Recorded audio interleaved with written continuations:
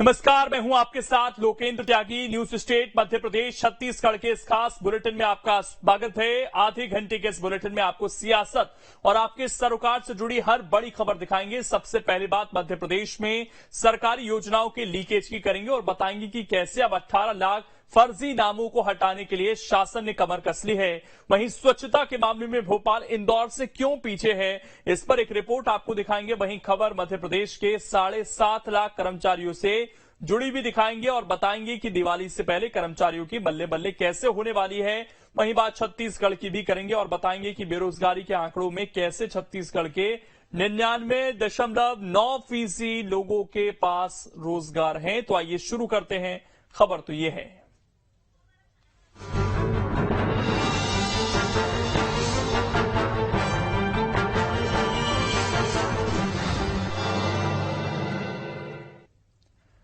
छत्तीसगढ़ के 99.9% लोग किसी न किसी रोजगार से जुड़कर आजीविका हासिल कर रहे हैं।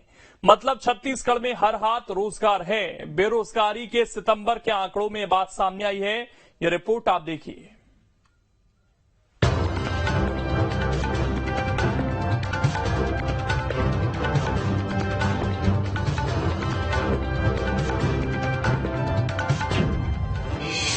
छत्तीसगढ़ में अब कोई भी नहीं है बेरोजगार। क्या भूपेश मॉडल हो रहा असरदार? जी हां, छत्तीसगढ़ में बेरोजगारी दर में बड़ी गिरावट देखी जा रही है। CMIE के आंकड़ों के मुताबिक छत्तीसगढ़ देश में सबसे कम बेरोजगारी दर वाला राज्य है। सितंबर में बेरोजगारी दर के जो आंकड़े आए हैं उसके मुताबिक छत्तीसगढ़ के 99.90% लोगों के पास रोजगार है। आगे बढ़ने से पहले सितंबर महीने के आंकड़ों पर नजर डालते हैं और जानने की कोशिश करते हैं कि पिछले 6-7 सालों में स्थिति कितनी बदली है। जानकारी के मुताबिक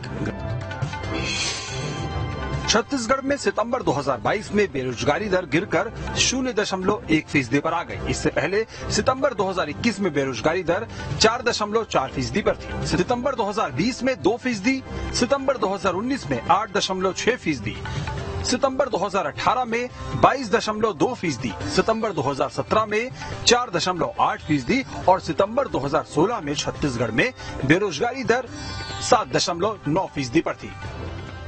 तो आंकड़े बता रहे हैं कि कैसे साल दर साल छत्तीसगढ़ में बेरोजगारी दर कम होती गई। बहरहाल अब जानते हैं कि इस साल यानी 2022 के 9 महीनों में छत्तीसगढ़ और देश में ओवरऑल बेरोजगारी की दर क्या रही। तो आंकड़ों के मुताबिक जनवरी में छत्तीसगढ़ में 3%, देश में बेरोजगारी दर 6.6% रही। इसी तरह फरवरी में छत्तीसगढ़ में 1.7%, देश में 8.1%। मार्च में छत्तीसगढ़ में 0.6%, तो देश में 7.6% पर बेरोजगारी दर रही। इसी तरह अप्रैल में छत्तीसगढ़ में 0.6%, तो देश में 7.8% पर बेरोजगारी दर रही। मई में छत्तीसगढ़ में 0.8%, देश में 7.1%। जून में छत्तीसगढ़ में बेरोजगारी दर 1.2%, तो देश में 7.8% रही। इसी तरह जुलाई में छत्तीसगढ़ में बेरोजगारी दर 0.8%, तो देश में 6.8% पर यह दर रही। इसी तरह अगस्त में छत्तीसगढ़ में 0.4%, देश में 8.3% और सितंबर में छत्तीसगढ़ में बेरोजगारी दर 0.1%, तो देश में 6.4% बेरोजगारी दर रही। अब सवाल है कि छत्तीसगढ़ में बेरोजगारी दर कैसे कम हो रही है। तो इसके कई कारण बताए जा रहे हैं। मसलन शहरी और ग्रामीण अर्थव्यवस्था को संतुलित किया गया, रोजगार मूलक योजनाओं पर ज्यादा जोर रहा, आमदनी बढ़ने वाली स्कीम पर फोकस ज्यादा रहा, इस वनांचल में लघु वनोपज का संग्रहण होता रहा, प्रोसेसिंग और मार्केटिंग के काम चलते रहे। इससे रोजगार के साथ आमदनी प्रभावित नहीं हुई। जिन योजनाओं से सबसे ज्यादा फायदा हुआ है उन पर नजर डालें तो सुराजी गांव योजना, गोधन न्याय योजना, राजीव गांधी किसान न्याय योजना, भूमिहीन किसान न्याय योजना का खूब लाभ मिला। इससे रोजगार के साथ साथ लोगों की आमदनी भी बढ़ी। कोरोना काल में भी पैसों का फ्लो बना रहा। यानी कहीं ना कहीं सरकार ने कोरोना में भी आर्थिक गतिविधियों को बनाए रखा, जिससे रोजगार के साथ आर्थिक स्थिति भी बेहतर बनी रही। बहरहाल छत्तीसगढ़ में बेरोजगारी को लेकर कांग्रेस बीजेपी की सियासी प्रतिक्रिया क्या है, ये भी सुनिए। लगातार छत्तीसगढ़ की बेरोजगारी दर देश में सबसे कम है। यह कांग्रेस सरकार की बड़ी उपलब्धि है। छत्तीसगढ़ में कांग्रेस की सरकार बनने के बाद युवाओं को रोजगार देने के लिए युद्ध स्तर पर प्रयास शुरू किया गया। पिछले 3.5 पौने 4 साल में 5 लाख युवाओं को रोजगार दिया गया और आने वाले 5 साल में 15 लाख युवाओं को रोजगार देने के लिए छत्तीसगढ़ रोजगार मिशन का गठन किया गया। सरकारी नौकरी में युवाओं के लिए द्वार खोले गए, स्वरोजगार के लिए तमाम संसाधन उपलब्ध कराए गए। इसी का परिणाम है कि छत्तीसगढ़ की बेरोजगारी दर लगातार देश में सबसे कम स्तर पर है। एक तरफ 90 चपरासी के पदों के लिए 2.25 लाख आवेदन आ रहे हैं, दूसरी तरफ सरकार खुद ही 13-14 हजार नए शिक्षकों की भर्ती के पद लेकर के आ रही है और फिर कहती है 100 में 100 लोगों को रोजगार है। तो फिर प्रदेश का युवा आत्महत्या करने के बाद ये क्यों लिख रहा है कि मेरे पास काम नहीं था? भारतीय जनता पार्टी के नेता जब ऑनलाइन ऑफलाइन फॉर्म भर रहे हैं तो उसमें लाखों लोग क्यों बता रहे हैं कि हम लोग बेरोजगार हैं? सियासी प्रतिक्रियाओं से इतर इतना तो सच है कि बेरोजगारी के मामले में बड़े और विकसित राज्यों से छत्तीसगढ़ कोसों पीछे है। अगर यही स्थिति आगे भी बनी रही तो आने वाले समय में छत्तीसगढ़ में बेरोजगारी शायद मुद्दा ही ना रहे। CMEI के बेरोजगारी वाले आंकड़ों के हिसाब से छत्तीसगढ़ सबसे कम बेरोजगारी वाले राज्यों में शीर्ष पर है। मतलब छत्तीसगढ़ में 99.90% लोगों के पास स्वरोजगार है। इसके बाद अब ये माना जा रहा है कि छत्तीसगढ़ में हर एक आदमी के हाथ अपना खुद का काम है जिससे उसका घर चल रहा है।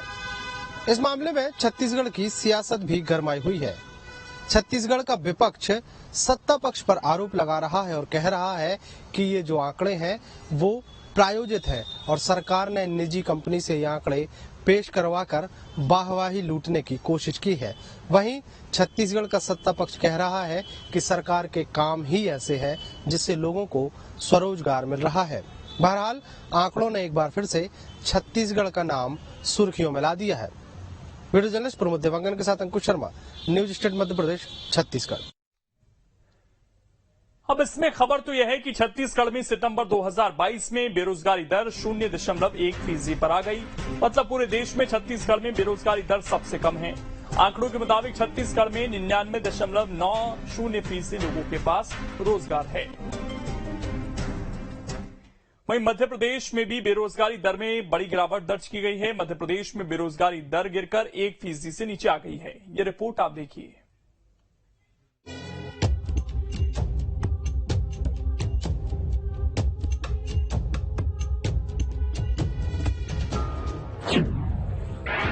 मध्य प्रदेश में सबसे कम बेरोजगारी। क्या शिवराज मॉडल हो रहा प्रभावकारी? जी हां, मध्य प्रदेश में बेरोजगारी दर 1% से भी नीचे आ गई है।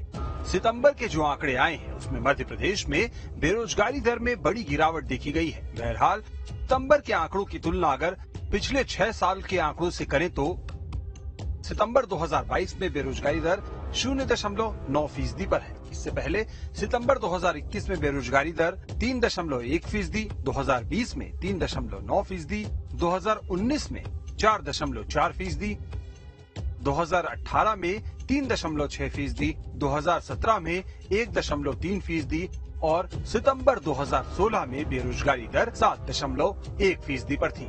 तो आंकड़े बता रहे हैं कि साल दर साल मध्य प्रदेश में बेरोजगारी दर में गिरावट आ रही है। बहरहाल अब नजर डालते हैं उन राज्यों पर जहां बेरोजगारी दर 1% से कम है। तो छत्तीसगढ़ में बेरोजगारी दर 0.1%, असम में 0.4%, उत्तराखंड में 0.5% और मध्य प्रदेश में 0.9% पर बेरोजगारी दर है।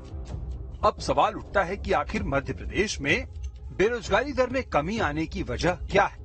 तो इसका सीधा जवाब है कि मध्य प्रदेश में अगले साल विधानसभा चुनाव है। ऐसे में सरकार का पूरा फोकस अब रोजगार पर है, क्योंकि रोजगार का सीधा संबंध युवाओं से है और मध्य प्रदेश में युवा वोटरों की संख्या सबसे ज्यादा है। लिहाजा रोजगार के मोर्चे पर कई बड़े कदम उठाए जा रहे हैं। मसलन सीएम ने 1 साल में 1 लाख सरकारी भर्ती का ऐलान किया है। कई शासकीय विभागों में भर्ती प्रक्रिया शुरू भी हो गई है।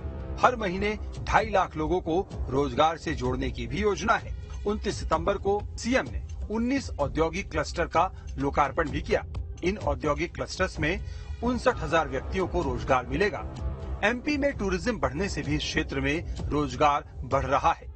तो इन दिनों मध्य प्रदेश में बम्पर वैकेंसी मतलब रोजगार के लिए अपार संभावनाएं हैं। हालांकि मध्य प्रदेश में सरकारी विभागों में अब भी बड़े पैमाने पर पद खाली पड़े हैं। जानकारी के मुताबिक मध्य प्रदेश लोक स्वास्थ्य विभाग में 1,349 पद, हेल्थ डिपार्टमेंट मध्य प्रदेश में 14,313 पद, मध्य प्रदेश स्कूल शिक्षा विभाग में करीब 45,000 पद, मध्य प्रदेश जनजातीय कार्य विभाग में 7,780 पद, मध्य प्रदेश कृषि विभाग में 4,634 पद, मध्य प्रदेश पंचायत विभाग में 2,220 पद, मध्य प्रदेश उच्च शिक्षा विभाग में 4,652 पद, मध्य प्रदेश वित्त विभाग में 1,137 पद। तो सरकारी विभागों में लाखों पद खाली पड़े हैं। हालांकि इन्हें भरने की प्रक्रिया शुरू कर दी गई है। कई विभागों में वैकेंसी निकाल भी दी गई है। बहरहाल अब रोजगार पर सियासी तकरार भी सुन लेते हैं। बेरोजगारी दर में गिरावट निश्चित ही सरकार की इच्छा शक्ति का परिणाम है,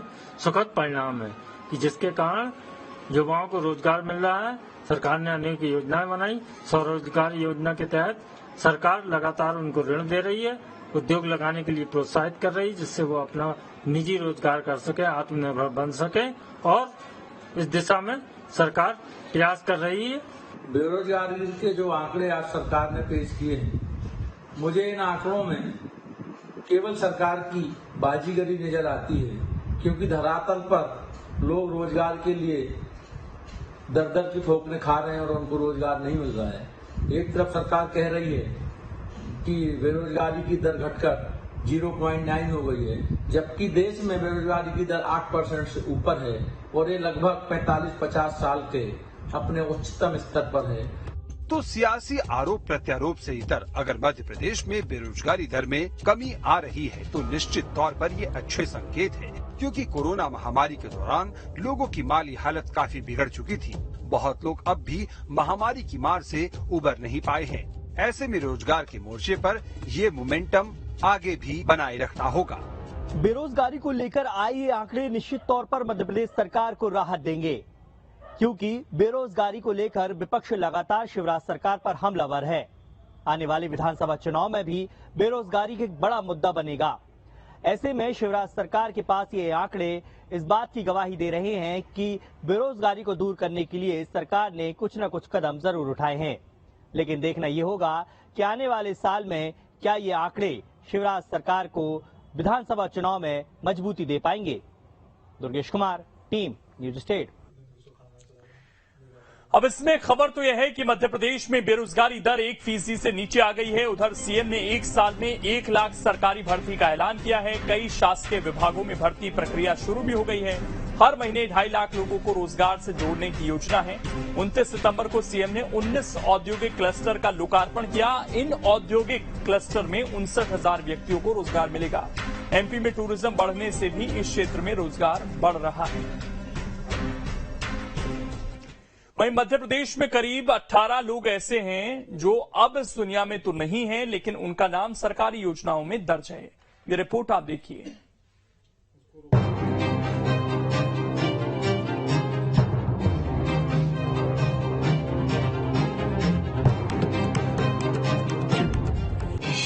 योजनाओं में गड़बड़ी का खत्म होगा खेल। योजनाओं की स्क्रूटनी से कसेगी नकेल।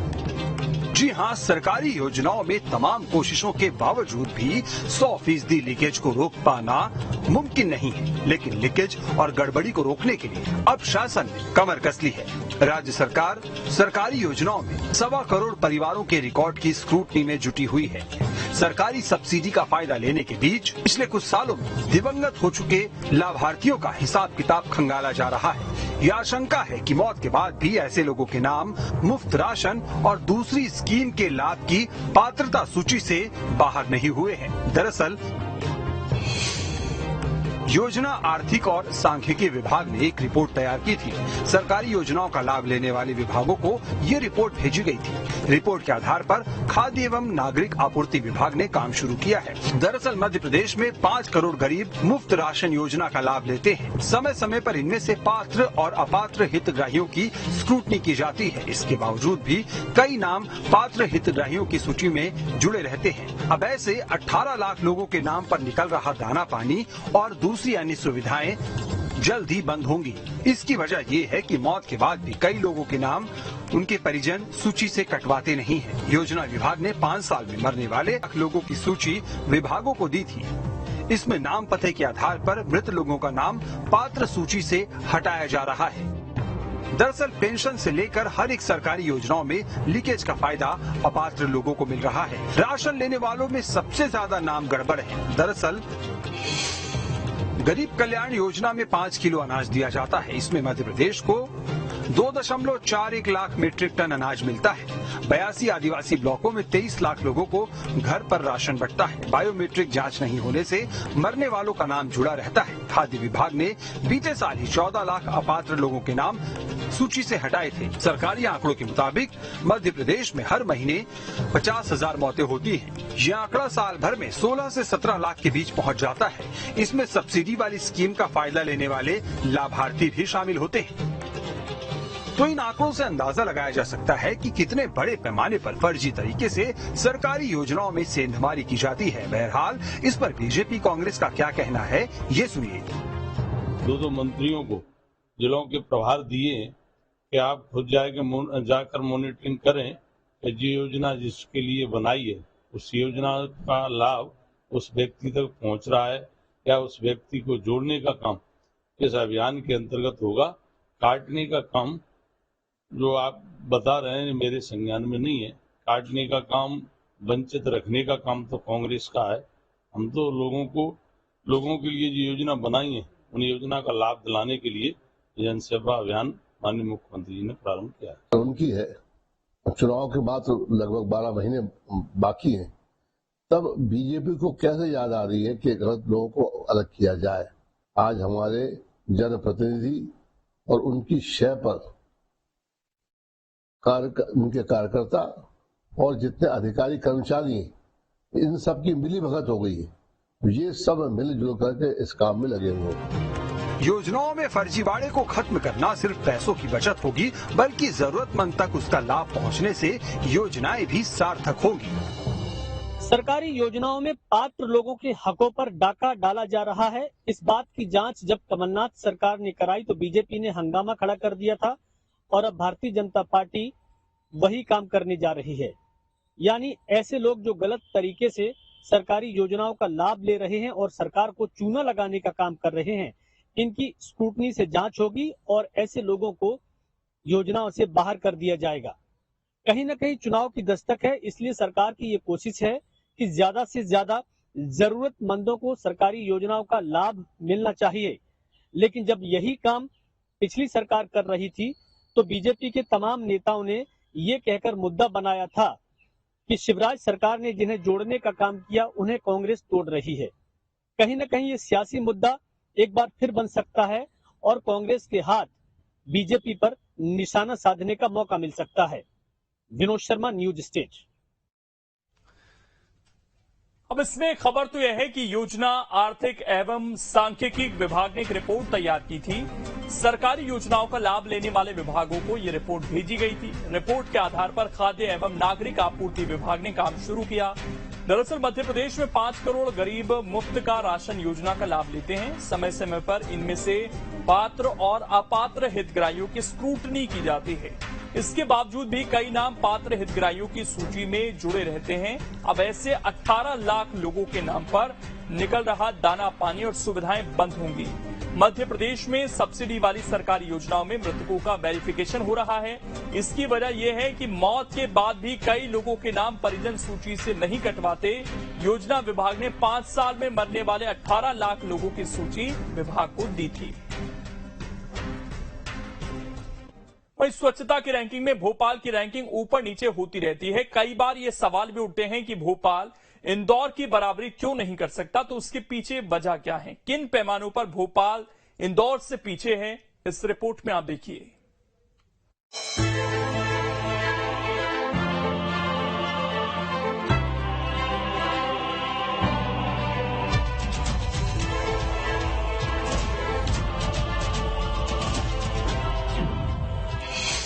नगर निगम में ट्रांसफर के साइड इफेक्ट,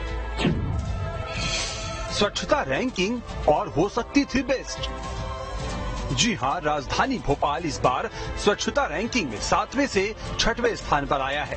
निश्चित तौर पर ये एक बड़ी उपलब्धि है, लेकिन इंदौर जैसे शहरों के लगातार 6 साल से नंबर 1 आने के बाद ये सवाल उठ रहे हैं कि क्या भोपाल और भी बेहतर कर सकता था। आखिर वो क्या वजहें हैं जिसके चलते भोपाल स्वच्छता के मामले में इंदौर को कम्पीट नहीं कर पा रहा।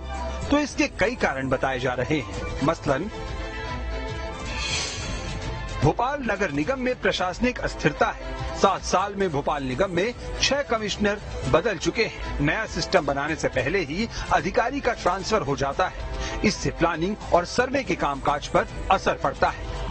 तो ये वो मूल वजहें हैं जिनका असर कहीं न कहीं भोपाल की रैंकिंग पर पड़ा है। हालांकि भोपाल में जितने भी निगम कमिश्नर हुए, सभी ने अपने स्तर पर पूरी मेहनत की। सर्वे के शुरुआती सालों में इंदौर में मनीष सिंह कमिश्नर रहे।